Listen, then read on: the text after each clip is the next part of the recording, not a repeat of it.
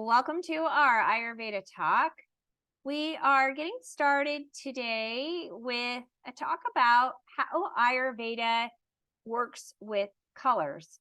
So, if you go in and you get an Ayurvedic consultation, Ayurveda addresses all of the senses because in Ayurveda, you go out of balance through your senses, overstimulating them or understimulating, and you bring your body back into balance using the senses. So, for example, in Ayurveda, we work with the different tastes, and everything when you eat, it will have a different taste. Some things are bitter, some things are astringent, some things are sweet, some things are spicy and pungent. And all of those things matter because if you're dealing with something in your body where you are having too much heat, then we definitely do not want to give you spicy, pungent foods. We want to actually calm that down, and we do that by giving you foods that are going to pull out the heat. In Ayurveda, we look at sound therapy to help with the ears and touch therapy to help with the body, the physical body with touch. So some people need less stimulation or a certain type of touch. So a lot of times people who have overstimulation issues, they need therapies that will ground the body and calm this nervous system down. Today, we're going to address chromotherapy, which is working with the eyes. And so Ayurveda recognizes that the eyes are the most overstimulated sense that we have. We are constantly stimulating the eyes, especially today because of all the devices. And oftentimes people's jobs require that they sit on a computer and they're on the computer looking at it all day long for hours and hours and hours. And that is not natural. That is not healthy. It is not natural. The other thing that happens is people tend to continue once they get into like a habit of stimulating, they continue to do that because to not stimulate becomes very uncomfortable in the body. So with the eyes, we can do things like in our yoga practice or in our day-to-day practice or when we go to bed at night in our nighttime routine that will help settle the eyes down. And I did a class earlier, you could check my YouTube channel, where we talked about eye exercises that help actually relax the eyes and calm them down. You can massage the eyes. It's done gently with the ring finger, which is the lightest touch finger. And you can also put an eye mask or an eye pillow. I like the eye pillow better because it has a little bit of weight to it. And if you're dealing with burning eyes, then you could take that eye pillow, put it in the freezer, bring it out, put it on the eyes, calm the eyes down. Or if you're dealing with depletion, the eyes are drying out or they're starting to break down, then you can use warmth. Warmth and oftentimes wet warmth is even better, can absorb. Okay, so tonight we're talking about colors though, and how colors matter in feng shui and those types of practices. They definitely recognize how important colors are. When you walk into a room, you will get a certain feel about the room based on the colors. So if you walk into a room and it's vibrant and it's got a lot of colors, a lot of different colors, then it's very stimulating. And if you're dealing with somebody who's already overstimulated, you don't want that. But I find it really interesting. I have clients and friends who are artists. They love color, they love all the stimulation, and they're really overstimulated individuals. They actually need to have a calmer environment and what I call monochromatic, which means neutral colors. And that's because they're overstimulated. And then you have an environment with lots of stimulation for the eyes and your senses, and that overstimulates further. And then over time, it can cause a lot of problems. So colors are very definite, they're subtle, but they definitely affect our well-being. They are through the subtle body, they affect our emotions and our state of mind. Colors are energy.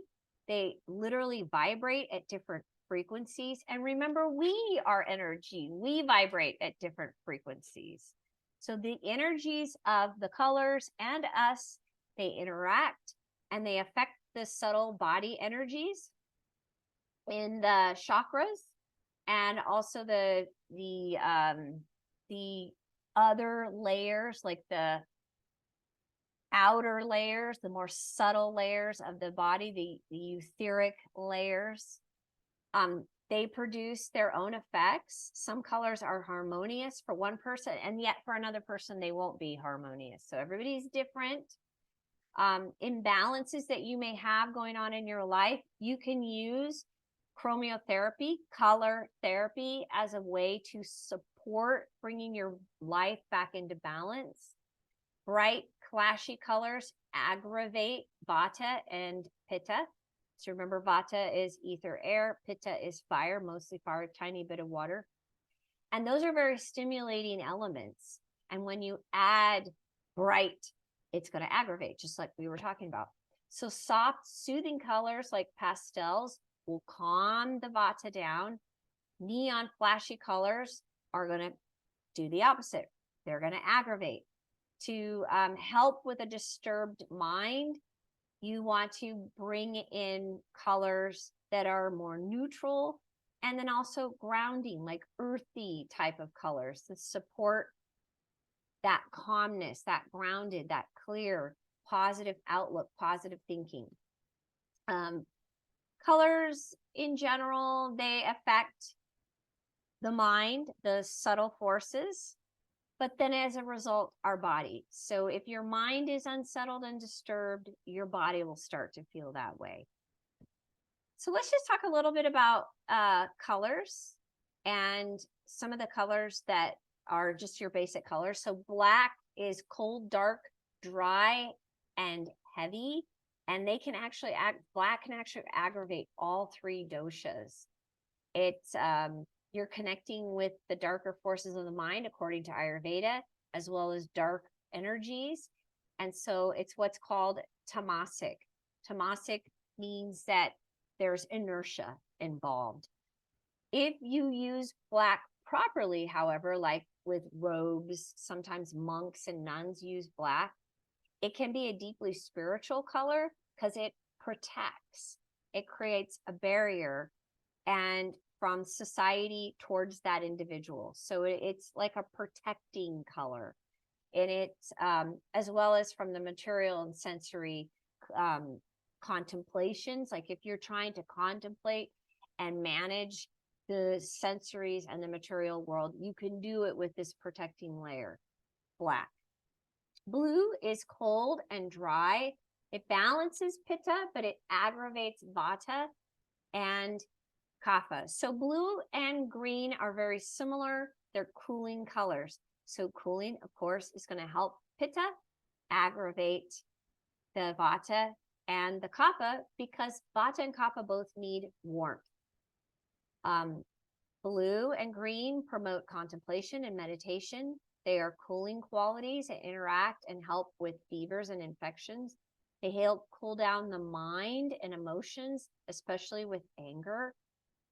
Its drying qualities help relieve congestion and reduce growths like tumors. Blue improves the eye health and vision. So a lot of times if you're on computers, you'll hear people getting the blue glasses. So it's interesting that Ayurveda says it actually helps the eyes be healthier. It is considered a Sattvic color, which means pure. So that's a good positive thing. It is blue like the sky. Brown is neutral in temperature and moisture. It is balancing for all three doshas when used properly. It helps a person to become grounded. But in the long term, you want to be careful because it can make you too heavy.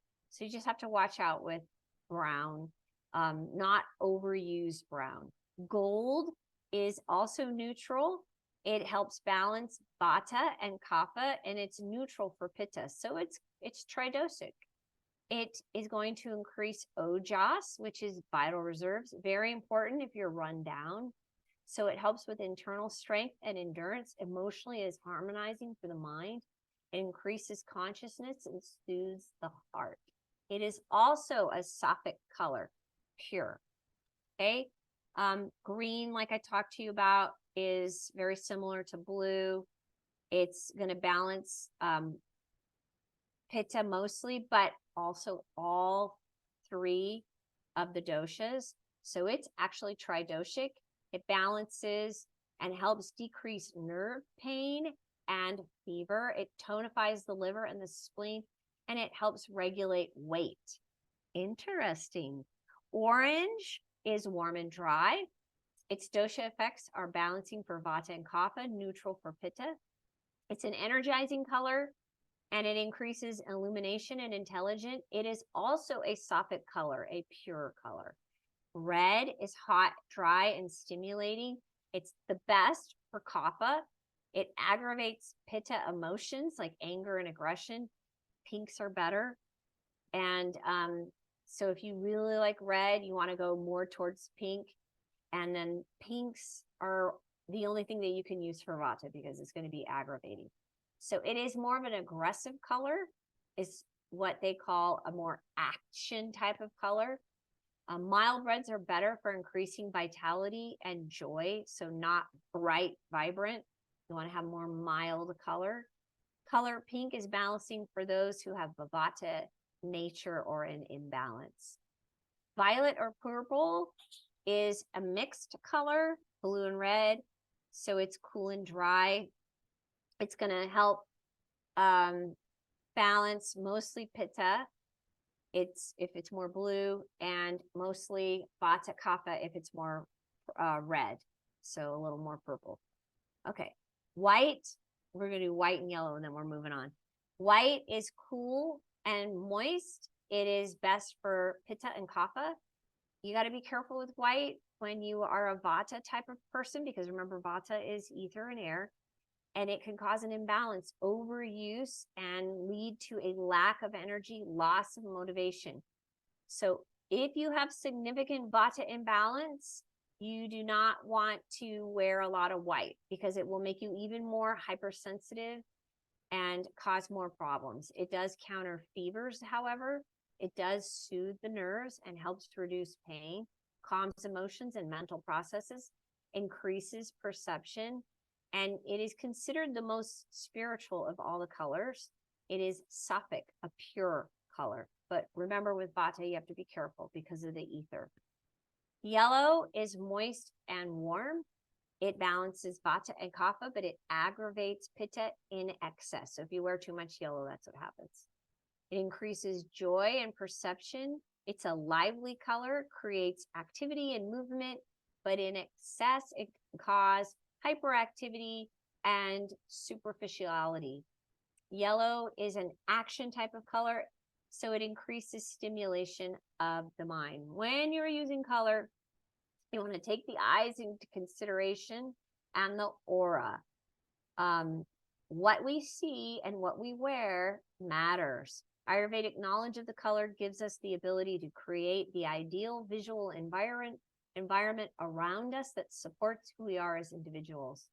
So this is how we work with colors. Make sure your bedroom is a calm, soothing color.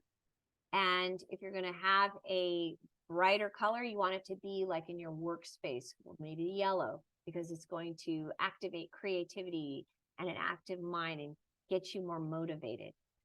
As far as how you wear and what you dress, pay attention to what are the colors that you're drawn to, and are they supporting you in whatever imbalances you might have going on, or making sure that your dosha is not getting an excess of a color that will lead to an imbalance. Okay. So this is just how to work with color, how Ayurveda works with color. Super interesting. What you wear and your surroundings matter. And make sure that you are using colors that bring you into balance. Okay. If you have any questions, reach out to me. I definitely, like I always say, want to support you and give you the best information for your particular constitution. Okay, so let's start our class.